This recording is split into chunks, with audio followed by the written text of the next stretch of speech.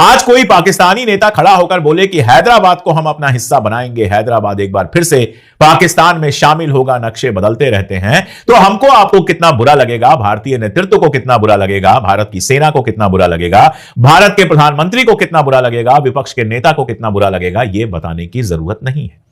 दूसरी बात कि क्या वाकई आप कब्जा कर सकते हैं, आपकी प्लानिंग है? अगर प्लानिंग है तो 11 साल में आपने पाकिस्तान की कितने इंच जमीन पर कब्जा किया है, यह जरा आपको बताना चाहिए। पाकिस्तान एक संप्रभु राज्य है। अगर आप उसकी किसी हिस्से को भारत में शामिल करने की बात करते हैं, उसकी भौगोलिक सीमा को बदलने की बात करते हैं, तो ये आक्रामक कार्रवाई है, ये विस्तारवादी नीति है। और भारत ये कहता रहा कि हम तो विस्तारवादी है नहीं, हम तो कहीं आक्रमण नहीं करना चाहते। राजनाथ सिंह अभी भी कह सकते हैं कि हमने तो आक्रमण की बात कही नहीं, हम तो ये कह रहे हैं कि खुद आके मिल जाएंगे। अरे कैसे मिल जाएंगे? लेकिन ऑपरेशन सिंदूर में वो जो धारणा बनाई हुई थी उन्होंने, उसकी चिंदियां उड़ गई, उसकी धज्जियां उड़ गई, और ये समझ में आ गया कि ये भारत के बस का बात नहीं, मोदी सरकार के बस की बात नहीं है कि वो पाकिस्तान से कोई उसका हिस्सा छीनकर अपने देश में मिला सके।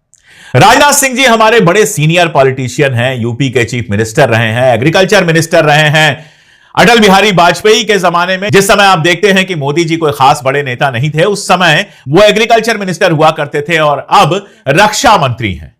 अब देखिए, राजनाथ सिंह जी रक्षा मंत्री होने के बाद कभी कभार बयान देते हैं इंटरनेशनल मसलों पर। आमतौर पर जो बयान आते हैं वो मोदी जी और दूसरे लोगों के आते हैं, विदेश मंत्री के आते हैं। कभी कभी राजनाथ सिंह जी बयान देते हैं, लेकिन दुख भी होता है और हंसी भी आती है कि राजनाथ सिंह जी इस उम्र में इतनी सीनियरिटी के बाद ऐसे बयान देने की जरूरत क्या है जिससे सिर्फ हंसी आए दुनिया को, जिसका कहीं कोई मतलब नहीं हो। कल तक पीओके पर कब्जे की बात चल रही थी कि पाकिस्तान ऑक्युपाइड जो कश्मीर है उस पर कब्जा कर लेंगे, और यह बात कल तक ही नहीं शुरू हुई थी। आपको याद होगा 2019 में जब 370 को हटाया गया था और कश्मीर को 2 हिस्सों में बांट दिया गया था, उसके बाद संसद के अंदर हमारे आदरणीय गृह मंत्री अमित शाह जी कह रहे थे कि जान दे देंगे पीओके के लिए, कि जान दे देंगे। क्या समझते हैं आप? पीओके हम लेकर रहेंगे। उसके बाद 15 मई 2024 को एनडीटीवी पर एक बयान दिया था अमित शाह जी ने, उसमें भी कहा था कि पीओके हमेशा भारत का था, हम उसे वापस लेंगे, पाकिस्तान के पीओके विरोध भारत की नीति का परिणाम है, वगैरह वगैरह। उसके बाद आता है चुनाव, करते करते चुनाव आ ही जाते हैं। 2024 के चुनाव के पहले उत्तर प्रदेश के मुख्यमंत्री आदित्यनाथ कहते हैं कि मोदी जी की सरकार बनी तो 6 महीने के अंदर पीओके भारत में आ जाएगा। अब 6 महीने बीते हैं कि नहीं बीते हैं, यह आप तय कर लीजिए। तो पीओके की बात करते करते राजनाथ सिंह जी अब सिंध की बात करने लगे। कल किसी कार्यक्रम में वो थे, सिंधी समाज का सम्मेलन था, उसके कार्यक्रम में थे, और उसमें उन्होंने कहा कि आज सिंध की जमीन भारत का हिस्सा भले ना हो, लेकिन सभ्यता के हिसाब से सिंध हमेशा भारत का हिस्सा रहेगा। जहां तक जमीन की बात है, बॉर्डर बदलते रहते हैं, कौन जानता है कल को सिंध फिर से भारत में वापस आ जाए। आज सिंध की भूमि, मेरे बहनों भाइयों, यह भारत का हिस्सा भले ही ना हो, लेकिन सभ्यतागत रूप से सिंध हमेशा भारत का हिस्सा रहेगा।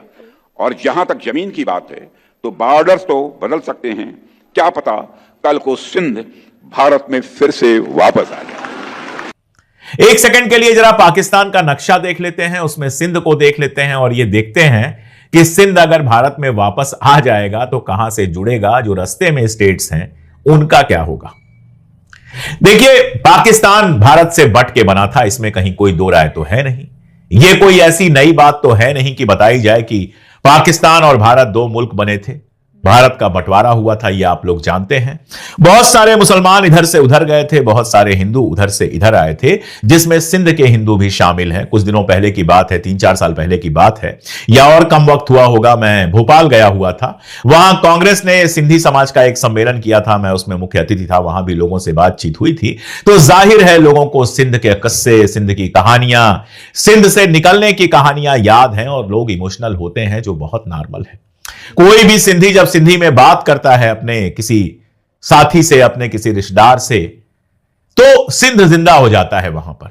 और सिंध से बिखरने के बाद जो सिंधी समाज है वो देश भर में अलग अलग हिस्सों में बसा मेहनती समाज है, बिजनेस वाला समाज है, मेहनत करके अच्छी जगहों पर पहुंचा, शानदार बिजनेस है। और आज भारत के अंदर जो सिंधी कम्युनिटी है वो अच्छी खासी कम्युनिटी है, अच्छी खासी पैसे वाली, रुतबे वाली कम्युनिटी है, जिसको समाज में अपनी तरह का सम्मान हासिल है। ये सब हम जानते हैं, ये कोई ऐसी बात नहीं है जो नया तरीके से बतानी पड़े। लेकिन बंटवारा हो चुका है, सही या गलत बंटवारा हो चुका है, पाकिस्तान अब एक खुद मुख्तार मुल्क है।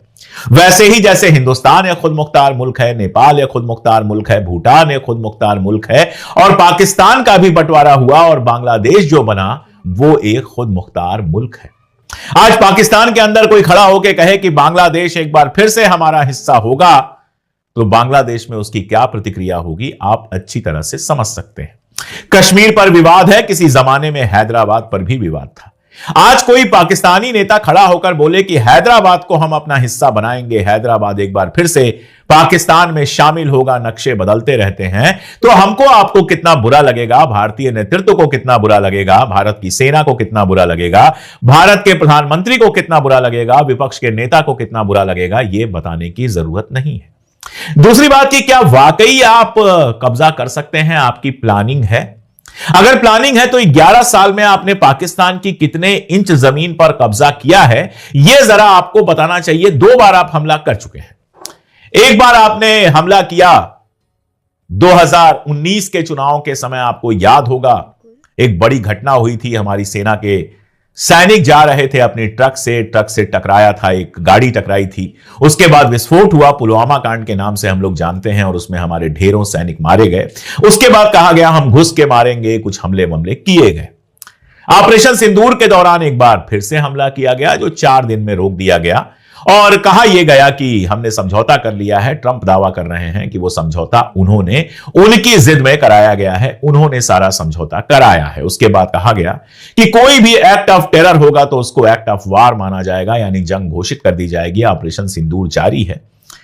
दिल्ली में एक धमाका हुआ जिसमें काफी लोग मारे गए, 25 लोग मारे गए हैं, उसकी जांच चल रही है, और उसको आतंकवाद की घटना कहने में ही पहले कई दिन लगाया गया, और अभी तक पाकिस्तान का नाम नहीं लिया गया।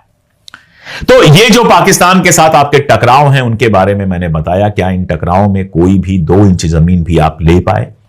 पीओके पर जो लगातार आप कहते रहे, करते रहे, लगातार बोलते रहे, आपके नेता भाषण देते रहे, मोहन भागवत भी कहते रहे कि हमारे घर में एक कमरा किसी ने हड़प लिया है तो उसको वापस लेना पड़ेगा। इन सब कहने का कोई मतलब हुआ? यह सब कहना सिर्फ तालियां बजवाने के लिए होता है या इसका कोई मतलब होता है? सड़क का बंदा कहे तो कोई बात नहीं, भारतीय जनता पार्टी का कोई सड़क का नेता कहे, कोई जिलाध्यक्ष कहे, कोई प्रदेश अध्यक्ष भी कहे तो मुझे कोई दिक्कत नहीं है, वो पॉलिटिकल आदमी है, कुछ भी कह सकता है। लेकिन जब आप रक्षा मंत्री, गृह मंत्री ऐसी गद्दियों पर बैठे होते हैं और कोई बयान देते हैं तो वो दूर तक जाता है, और जब दूर तक जाता है तो इसके रिएक्शन भी होते हैं, दुनिया भर में आपकी इमेज खराब होती है। बलूचिस्तान को लेकर जिस तरह के बयान दिए गए, जिस तरह की फिल्में बनी, उससे क्या हुआ? हुआ यह कि इंटरनेशनल बयानों में बलूचिस्तान को शामिल किया गया। पाकिस्तान दुनिया भर में क्लेम करने लगा कि बलूचिस्तान में जो आतंकवाद हो रहा है या बलूचिस्तान में जो विद्रोह हो रहा है, बलूचियों के साथ जो कुछ पाकिस्तान करता है वो आप जानते हैं, बताने की जरूरत नहीं है। लेकिन बलूची विद्रोही जो कुछ कर रहे हैं उसके लिए हिंदुस्तान को जिम्मेदार ठहरा दिया गया। हिंदुस्तान जिम्मेदार है कि नहीं मैं नहीं जानता, लेकिन माहौल ऐसा बनाया गया कि बलूचिस्तान में सब कुछ हम कर रहे हैं, फिल्में तक बना दी गई, जाने क्या क्या कर दिया गया। उसका फायदा नहीं हुआ, दुनिया भर में हमें नुकसान हुआ। जिसको करना होता है वो चुपचाप करता है, ऐसे थाली बजा के नहीं करता। दूसरी बात यह कि आज का जमाना वो नहीं है जिसमें किसी मुल्क के ऊपर आप अगर आक्रमण करते हैं तो इसको अच्छी बात माना जाता है, ऐसा नहीं है। यूएन के बनने के बाद किसी देश पर आक्रमण को गलत माना जाता है।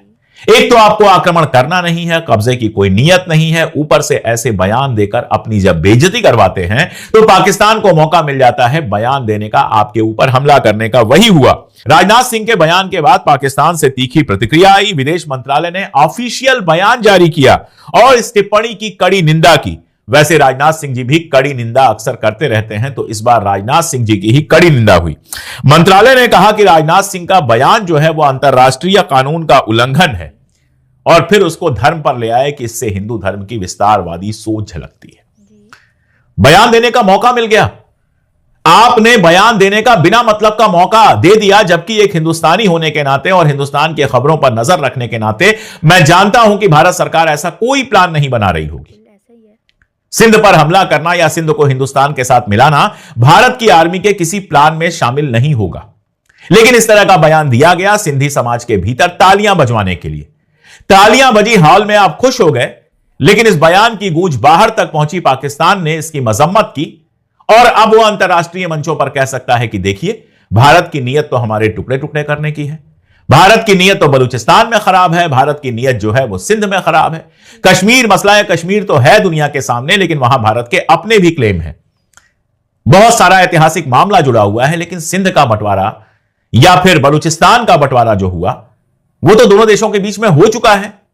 अब उस पर नए सिरे से हो सकता है 47 में बहुत कुछ ऐसा हुआ था जिसको पढ़ के मुझे भी गुस्सा आता है, जिसको सुन के मुझे भी गुस्सा आता है, बुरा लगता है। लेकिन 70-80 साल हो गए हैं, कब तक हम उसी के सहारे राजनीति करते रहेंगे?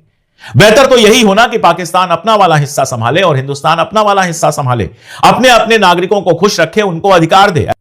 लगातार ये बयानबाजी शुरुआत से हो रही है। ऑपरेशन सिंदूर के बाद ज्यादा हो गई। अब राजनाथ सिंह ने फिर ये बयान दे दिया है। क्या ये सच में ऐसा कुछ है सरकार के मन में? अंकुर जी, देखिए, आपने सही कहा कि ऑपरेशन सिंदूर के बाद ये इस तरह के बयानात लगातार आ रहे हैं। न केवल पॉलिटिकल लीडरशिप की तरफ से आ रहे हैं, बल्कि आप देखेंगे कि जो मिलिट्री लीडरशिप है उसकी तरफ से भी इस तरह के बयानात आ रहे हैं। तो ये इसका एक रीजन है। ऑपरेशन सिंदूर जिस ढंग से खत्म हुआ और उससे जो खिल्ली उड़ी मोदी सरकार की, प्रधानमंत्री मोदी की, जो कह रहे थे कि हम तो अब पीओके ले आएंगे, पीओके में तो घुसने की हिम्मत नहीं हुई। 3 दिन में युद्ध समाप्त हो गया और उसके बाद जो कुछ हुआ हम सब जानते हैं। तो अब उसको मटियाने के लिए खुद राजनाथ सिंह भी बयान दे रहे हैं, सेना के प्रमुखों से बयान दिलवा रहे हैं। कुछ समय पहले सेना अध्यक्ष ने जो बयान दिया था कि जब गुजरात गए थे वो, तो कहा था कि भूगोल पाकिस्तान का बदल जाएगा। अब राजनाथ सिंह ये कह रहे हैं, कभी वो ये कहते हैं कि बाल्टिस्तान मिल जाएगा, कभी पीओके मिल जाएगा, कभी बलूचिस्तान हमारे देश में शामिल हो जाएगा। और अब ये नया राग अलापा है कि सिंध, चूंकि सिंधु देश कभी भारत का हिस्सा होता था तो वो भी भारत में मिलने के लिए उतावला है। ये सब कुछ देखिए, ये जो है उन्होंने कहा है, ये सिंधी समुदाय का एक कार्यक्रम था, उसमें उन्होंने उनको खुश करने के लिए और जो राष्ट्रवादी बिरादरी है जिसकी आंखों में पाकिस्तान हमेशा खटकता रहता है, उसको खुश करने के लिए है। एक नैरेटिव बनाया जा रहा है कि भारत बहुत शक्तिशाली है, पाकिस्तान को नेस्तनाबूद कर देगा, पाकिस्तान के हिस्से को मिला लेगा, या पाकिस्तान विघटन के कगार पर है, उसके सारे जो प्रांत हैं, पंजाब को छोड़कर सारे सूबे अलग होने को तैयार बैठे हैं और जब अलग होंगे तो वो भारत के साथ शामिल हो जाएंगे। अब ये कपोल कल्पना है, ये अंध राष्ट्रवादियों के दिमाग में एक अखंड भारत की एक झूठी कल्पना है, एक ऐसा सब्ज बाग है जिसको वो अपने मतदाताओं को बता बता कर रिझाते हैं, जो कि कभी भी सच नहीं होने वाला है। देखिए, पहली बात तो यह कि राजनाथ सिंह का ये बयान संयुक्त राष्ट्र के चार्टर का उल्लंघन है सीधे सीधे। पाकिस्तान एक संप्रभु राज्य है। अगर आप उसकी किसी हिस्से को भारत में शामिल करने की बात करते हैं, उसकी भौगोलिक सीमा को बदलने की बात करते हैं, तो ये आक्रामक कार्रवाई है, ये विस्तारवादी नीति है। और भारत ये कहता रहा कि हम तो विस्तारवादी है नहीं, हम तो कहीं आक्रमण नहीं करना चाहते। राजनाथ सिंह अभी भी कह सकते हैं कि हमने तो आक्रमण की बात कही नहीं, हम तो ये कह रहे हैं कि खुद आके मिल जाएंगे। अरे कैसे मिल जाएंगे? सिंध की आबादी का केवल 7% हिंदू है और बाकी मुस्लिम है। क्या मुसलमान देख नहीं रहे कि भारत में उनके भाइयों के साथ क्या हो रहा है? कश्मीर में किस तरह से उनके साथ सलूक हो रहा है? देश के विभिन्न हिस्सों में कहीं बुलडोजर चल रहे हैं, कहीं मॉब लिंचिंग हो रही है, कहीं उनकी नागरिकता हड़पने की कोशिश हो रही है। मुकेश सर, दो सलूक तो उनके यहाँ पर कुछ खास नहीं हो रहा, वो हमारे यहाँ फील करके कुछ ज्यादा कुछ खास नहीं कर पाएंगे। और कश्मीर का उनके कश्मीर में भी क्या हालात है वो अलग बात है। लेकिन यह है कि अगर आपने ये कहा कि जो राजनाथ सिंह ने ये बात कही है, हालात उनके भी ठीक नहीं, लेकिन ये कह सकते हैं कि राजनाथ सिंह ने जो बात कही वो ऑपरेशन सिंदूर के बाद उतनी हजम नहीं होगी लोगों को जितना पहले की बात हो जाती। पहले तो एक माहौल था जिसमें पीओके के बारे में जब सदन के अंदर अमित शाह ने बयान दिया था तो लोगों को भरोसा हो रहा था कि भारत शक्तिशाली देश है और जिस तरह से उसने कुछ सर्जिकल स्ट्राइक वगैरह की है वो घुस सकता है वहां। और चुनाव के पहले इसकी संभावना बहुत देखी भी जा रही थी, लोकसभा चुनाव के पहले। लेकिन ऑपरेशन सिंदूर में वो जो धारणा बनाई हुई थी उन्होंने, उसकी चिंदियां उड़ गई, उसकी धज्जियां उड़ गई और ये समझ में आ गया कि ये भारत के बस का बात नहीं, मोदी सरकार के वश की बात नहीं है कि वो पाकिस्तान से कोई उसका हिस्सा छीनकर अपने देश में मिला सके। इसलिए भारत सरकार, मोदी सरकार की लैंग्वेज को आप थोड़ा रीड कीजिए, वो बदली हुई भाषा में बोल रहे हैं। वो ये नहीं बोल रहे कि हम उनसे वापस ले लेंगे, हम छीन लेंगे, वो बोल रहे हैं वो खुद आकर मिल जाएंगे। आप देखिए, आक्रमण की बात नहीं की जा रही है, छीन कर लाने की बात नहीं हो रही है, अपनी भूमि को फिर से हासिल करने की बात नहीं हो रही। बात यह हो रही कि वहां खुद इतना विद्रोह होगा कि वो भारत में आकर मिल जाएंगे। अब ये अपने आप में बहुत हास्यास्पद मजाकिया बयान है जिसका कोई आधार नहीं है। पाकिस्तान कितना भी कमजोर हो, उसकी सेना इतनी मजबूत है कि वो किसी भी सूबे को कुचल कर अपने देश में शामिल रखेगी, उसको अलग होने का मौका नहीं देगी। आप देख रहे हैं कि बलूचिस्तान में कितने सालों से क्या हो रहा है, खैर पख्तूनख्वा में क्या हो रहा है, ये तमाम चीजें हो रही है। तो ये दरअसल भारत में जो राष्ट्रवादी, तथाकथित राष्ट्रवादी है, हिंदुत्ववादी कहना ज्यादा ठीक होगा, उनको रिझाने की कोशिश है, उनको लुभाने की कोशिश है। और देखिए, हमें याद रखना चाहिए कि जब देश का बंटवारा हुआ था और सिंधी वहां से भाग भाग कर आए थे, तो यहाँ के हिंदू समुदाय ने उनके साथ अछूतों जैसा व्यवहार किया था, उनके साथ उन्हें म्लेच्छ कहा था, उनसे संबंध नहीं रख रहे थे। ये तो बाद में लंबे संघर्ष के बाद सिंधी समुदाय भारत में अपने आप को एडजस्ट कर पाया है, और अभी भी कई इलाकों में सिंधी समुदाय के साथ कोई बहुत अच्छा व्यवहार नहीं होता है, उनको हिकारत की वजह से अभी भी बहुत सारे हिस्सों में देखा जाता है। तो ये हिंदुओं और सिंधुओं के बीच में कोई बहुत अच्छा संबंध नहीं रहा है। अब ये और बात है कि वो हिंदू हैं, इसलिए आप हिंदुत्व के आधार पर उनको जोड़ने की बात करते हैं। हिंदुस्तान में रहे सिंधी निश्चित रूप से हिंदू धर्म के हिस्से बन गए हैं, हिंदू है भी हो, और वो हिंदुत्व की राजनीति से भी जुड़ गए। बहुत सारे सिंधी हिंदुत्व की राजनीति से जुड़ गए। ये राजनाथ सिंह यही कर रहे हैं, अपने वोट बैंक को मजबूत करने के लिए कर रहे हैं, लेकिन ये जो उन्होंने विचार दिया है, ये हवा हवाई है।